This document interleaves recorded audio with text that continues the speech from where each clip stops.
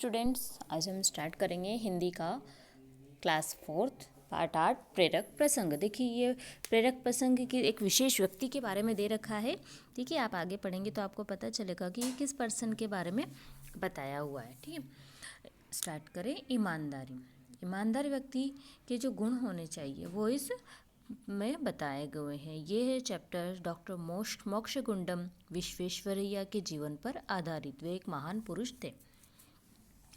एक बार एक विद्यार्थी बाजार से एक पैसे की सब्जी खरीद कर लौटा। घर लौटकर जब अपनी जेब में शेष पैसे देखे तो अचंभित हो गया और अपने मित्र को बताया कि उसने भूल से घिसा पैसा सब्जी वाली को दे दिया।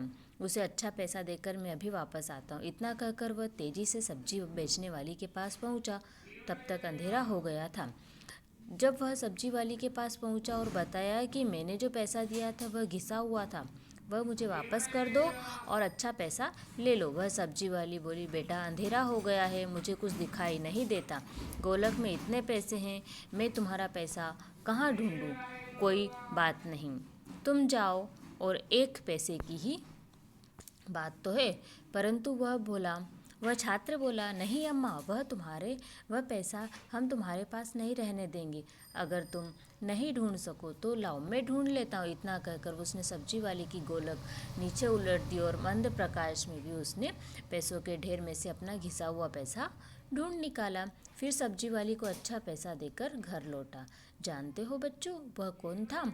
वह थे देश के महान व्यक्तित्व पंडित दीनदयाल उपाध्याय, जिनके नाम पर पवित्र तीर्थ स्थल चित्रकूट धाम में प्रसिद्ध शोध संस्थान स्थापित है।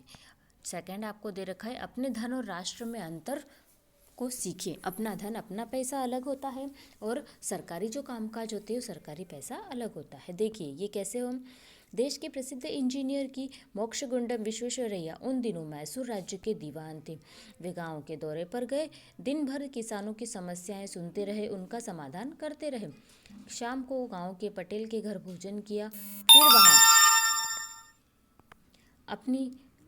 फिर वहां अपनी थैले में से 2 मोमबत्तियां निकालकर उन्हें जलाया। उन्हें प्रकाश में फाइलें निपटाने लगे। डेढ़ घंटे बाद उन्होंने फाइलें बस्ते में बंद की, मोमबत्तियों को फूंक कर बुझाया और उन्हें वापस थैले में रख लिया।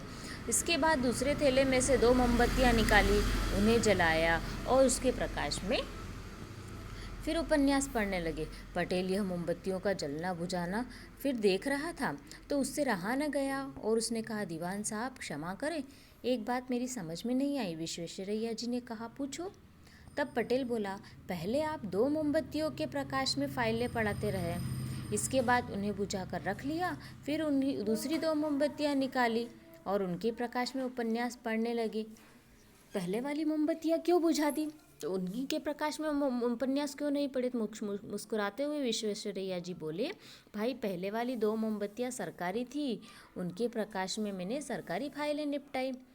उपन्यास पढ़ना मेरा निजी काम है, इसलिए मैं घर से निजी मोमबत्तियां लाया था। निजी काम के लिए सरकारी मोमबत्तियां जलाना उचित नहीं होता है। तो आया स्टूडेंट समझ में? ये 2 के बारे में, 2 पंडित दीनदयाल उपाध्याय और डॉक्टर मोक्षगुंडम विश्वेश्वरैया के बारे में जीवन पर आधारित प्रेरक प्रसंग थे। Okay student.